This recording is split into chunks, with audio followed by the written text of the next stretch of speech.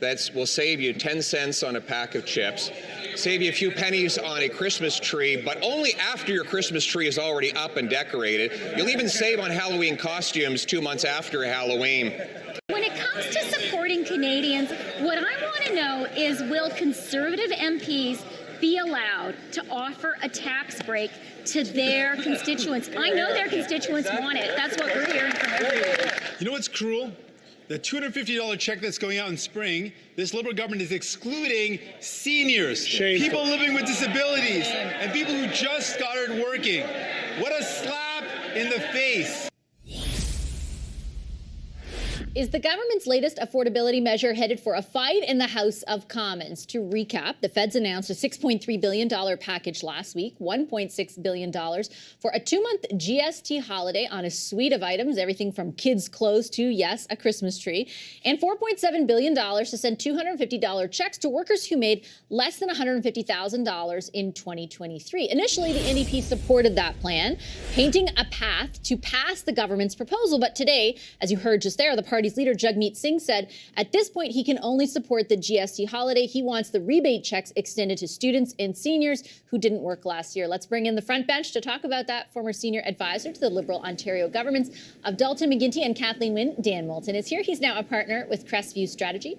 Shakir Chambers is a vice president at Oyster Group. He worked previously in Prime Minister Stephen Harper's office before becoming a policy advisor to the International Trade Minister. George Soule was the former director of communications for the federal NTV. He's now a principal at Syntax Strategic. And Laura Stone is a Queen's Park reporter for the Globe and Mail. Hi, everybody. Happy Monday. George, help me understand what's going on here with the NDP. It was like green light last week, and then all of a sudden now really hedging on the check portion. They want students to get it who weren't working. They want seniors to be on the receiving end of it. My guess is that increases the overall tally. What's the strategy behind that? Well, I think the NDP's original plan 2 weeks ago was asking the government if they could give a GST break on things like kids' clothes, diapers, home heating, bills that really hit people and things that GST never should have been on in the first place. The NDP looked at that, or the Liberals looked at that plan and said, let's just put all the things into that rebate, but make it only for 2 months, and then we'll throw on this check like some of the Conservative premiers have been doing to send it out too. I think they thought they were just saying yes to everything, just like how can we buy a vote? We'll just take it all.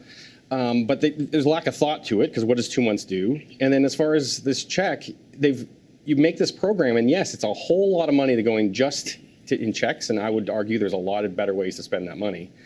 But they set it up, and they excluded people living with disabilities, and they excluded seniors. So, the NDP is going to look at this and say, we were willing to work some procedural magic to get this thing passed without giving you a green light on all your scandals. But if you're just going to be throwing money around and you're going to exclude some of the people who need it the most, then that's a problem. So I think that's what Jagmeet's doing, is saying these people deserve it too. Okay, so the government says, just because I got a lot of questions from seniors over the weekend, including on the radio show, that pensioners would qualify. You just need to have made less than $150,000 in net income in 2023 and meet one of the following 3 criteria. Just for people watching who I know are listening very closely to this, that you received EI benefits, you paid EI premiums, meaning you earned enough to do so, $2,000, or you made CPP contributions, which is around $3,500. I think, though, to George's point, Dan, my sense is, and you can correct me if I'm wrong, the strategy behind this was to address a huge swath of the population who feels, even though they are earning what would be considered a decent income, they can't get ahead. They are still finding things really unaffordable, despite the macroeconomic indicators. And the idea seemed to be like reaching out to people like that to show, hey, we're empathetic. We get it. It isn't as easy as your salary might indicate. Does adding students and seniors potentially deflate that message at all from where you sit, Dan? Yeah, I think so. I think the government made a very specific choice here to target this at working Canadians. They called it the Working Canadians Benefit. And I think it's a bit rich for Jagmeet Singh today to say he didn't know that you had to work to qualify for the Working Canadians Benefit. It seems a bit silly to me. And so, they've made a choice. They wanted to target at a group of Canadians that are struggling to get ahead, feeling stuck, and in need of a little extra help. And so they've made a choice to deliver that group this relief. Seniors, vulnerable Canadians, receive a great deal of other benefits. This government has increased benefits for seniors pretty significantly over their time in office. And I don't think anything in this announcement last week precludes them from going further on that. I wouldn't be surprised if in a spring budget we see them take action to support seniors in further in other ways. But for the time being, they are being very focused, I think, in who's going to benefit from this $250 benefit. And then on the GST side, I mean, they made a lot of choices there as well. It was a very specific basket of goods that around the holiday season, a lot of people are going to be accessing a very specific time of year when restaurants often struggle to get patrons in January and early February. And so, they made some choices there. There are obviously big costs to this, but to go much further in the way that George is suggesting would have dramatically increased those costs in lots of different ways. And so I think they were trying to be somewhat targeted in their approach, and obviously politics played a big role in that, let's be honest.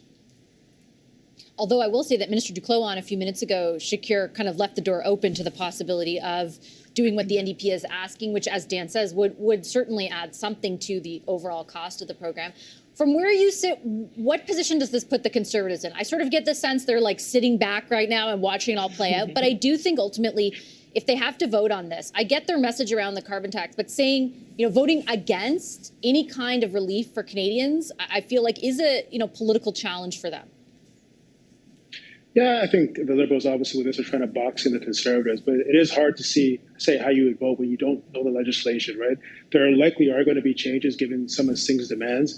I don't see the Liberals just kind of blowing this off and saying we're not going to expand this. I mean, I don't know how much extra it would be, but it's already a $6.8 billion package. I don't think the Liberals are going to fuss too much about tossing some more money on top of that, given their history on spending already. I think if you are Pierre Poilievre, I mean, your narrative pretty much is this is a temporary tax break, right, on very limited items. If you really want to provide Canadians with relief, you can pause or eliminate the carbon tax, which is a tax on all items, right? So I think I understand where their contrast is. Again, not clear how they're going to vote until they actually see that piece of legislation. But I think when you look at the tax break and then you look at the actual checks as well, the checks themselves, I mean, listen, you're pretty much buying people's votes. Let's just call it what it is. I know George said you have Conservative premiers doing something very similar, but I also think political context matters. And I don't think these Conservative premiers are in as desperate situation as the Liberals are. And you're seeing how desperate Justin Trudeau is right now, given, poll after poll, 20 points behind, trying to buy people's votes. I just don't think it's going to be effective when the time comes to actually cast your ballot. I think people are going to see $250 in their check and be like, you know what? Yeah, we're going to go en masse and vote for the Liberal Party moving forward. So I think it's a desperate play. I don't think it's going to work very well moving forward. And one other thing I would add, the checks, if I'm not mistaken, do come out in April, right? So on one hand, this is this contradictory message. You have a situation where the Liberals are trying to make your life more affordable by giving you $250, but at the same time, April 1st, alcohol tax, carbon tax also increases. So it's a very contradictory message they're putting out there. I'm not so sure people are going to buy that from the Liberals that they're actually in touch with affordability measures. Last word to you, Laura. And I know that people are making the argument that, different contexts. Legault wrote a check. Premier Ford's writing a check. It's not, yes, everybody's in their own unique political situation, but they're all writing checks to people with with their own money. So it's not to exclude them from scrutiny as well. Laura, I'll give you the final word on if you think this policy ultimately ends up going forward if it lands. I think it will. Look, I think with these kind of initiatives, it's hard to please everyone, right? Especially when you're leaving a group of people out, like seniors, like students, and it does seem like there's some wiggle room there, and that is because the Liberals need a dance partner. They need one of the other parties to go along with this, and the NDP is the most obvious choice. And so it does sound like this was kind of rushed policy, shocking. That maybe not all the I's were dotted and T's were crossed before it was announced. The Liberals are obviously impatient to break through on the affordability message. They want this introduced around the Christmas season, even though, logically, they probably should have done it a month ago if it applied to some Christmas items and shopping items. But I do think that the Liberals will have to make some adjustments here to bring the NDP on side. It's not entirely clear how this will be packaged. If the GST and the check measures are moved together kind of in one bill, I guess that sort of puts pressure on the NDP. But it does sound like the Liberals are in the business right now of pleasing lots of people. And so I think that that's going to be their motivation going forward. And so I would not be surprised if they make some adjustments here to include some of the groups that they initially left out.